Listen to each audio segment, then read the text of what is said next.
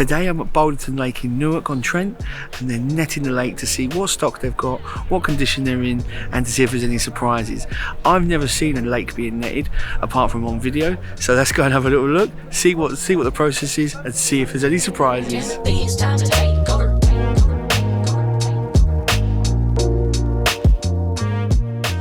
As you can see, there's a lot of the local anglers. This is a club membership only lake, so I am a member of this lake.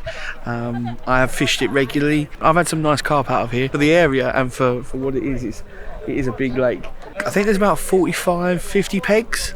I can't actually remember how many pegs there are, but yeah, a lot of these are local residents, dog walkers, and a lot of local anglers that are members to this lake. So they just come out of curiosity to see what's going to be found in the lake, how big some of the carp are. I'm led to believe there are like some 28s, up to 28 maybe, touching 30s.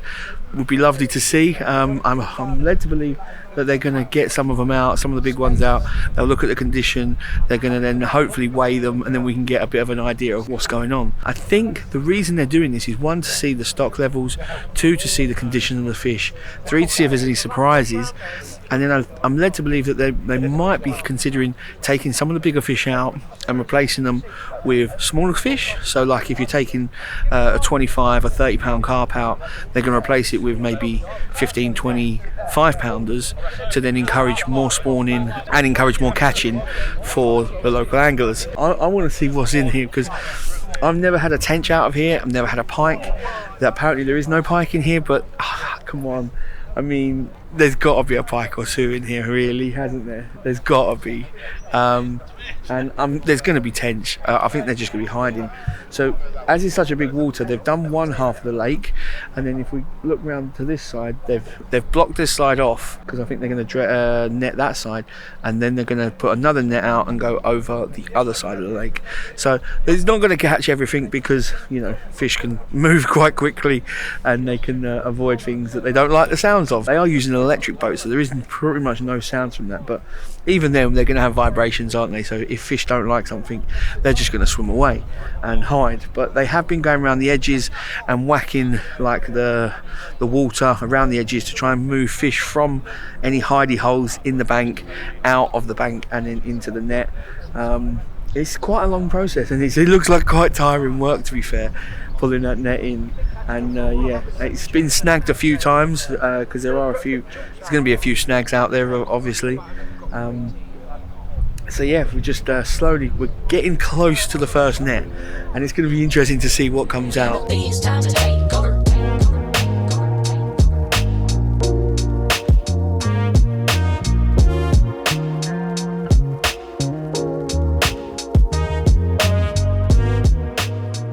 So they've just done the main one half of the lake. For the size of the lake, you'd have expected more. A lot of big carp. There was about 100 carp and 100 bream, which is nice round numbers, I suppose. Really big carp, to be fair. I think the top end was about 30 pounds. They didn't actually weigh them, but a group of us, all looking at them, he said, yeah, that's probably about 30.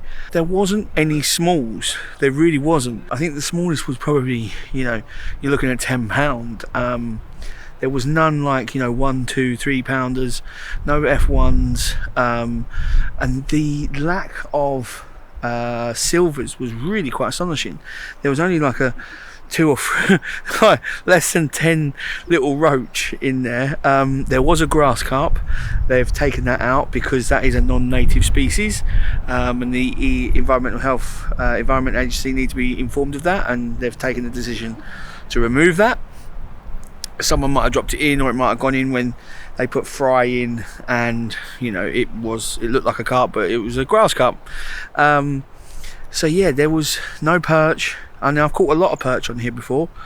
There's no perch came in, no real silvers, no tench, no pike. I thought there would be at least one pike you'd see. There is still another good half of the lake to do, but obviously what fish are you getting once you've done one half of the other, because you might be recatching the ones that you've caught previously, because it's been done at separate times. And they're now going to do what they call the sands area. So it's like this cove where I am here. They think that's going to be where all the silvers are, and maybe the perch.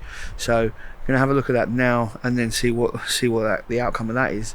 But the main thing that they're saying is the lack of small fish, like, you know, 1, 2, 3 pound carp, even up to, you know, 5, 6, 7 pound carp.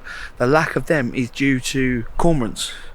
They're a real problem here. I mean, I've seen about 10 today, just in the time I've been here, which is, you know, crazy. It's really interesting to see them pull them out and then have a little look at the carp, have a look at the bream, and get a good sense of how they are. They've said that they're really healthy, they're really good looking fish, and they are, and that is true. They're really, you know, really good looking fish.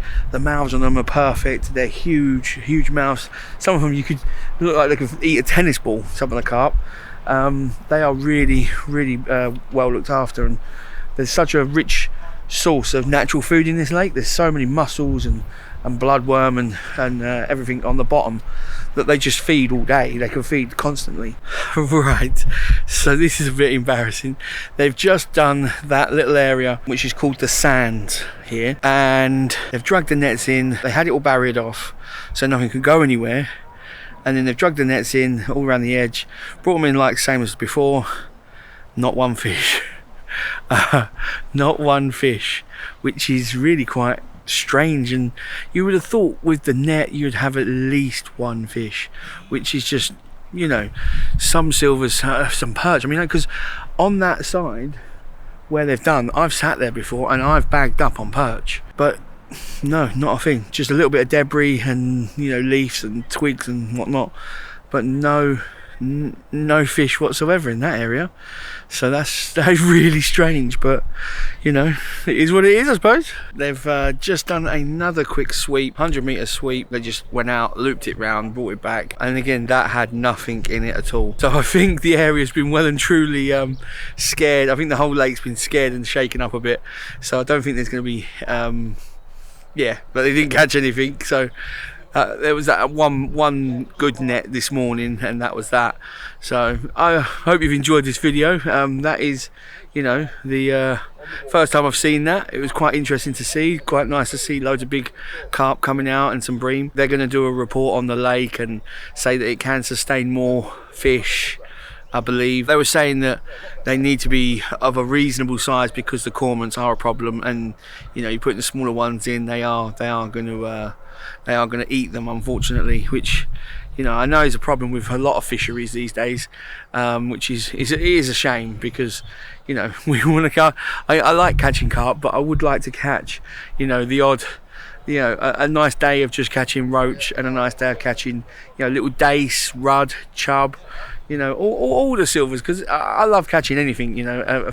A day's fishing and catching any fish is a great day to me. One top tip that I did get from this is, if you have a lake and you know it's going to be netted and then they're going to inspect the fish, the guy that was doing it, he said top tip was to go fishing the next day, because it disturbs the bottom so much, it ruffles it up, and then the fish are like, just because it dislodges all the food everywhere, so they're out feeding. They should be out feeding because it's all been dislodged. So if you've got a lake in your area that's going to be netted at any point in the future, then you want to go fishing the very next day to improve your chances. Just a little tip there.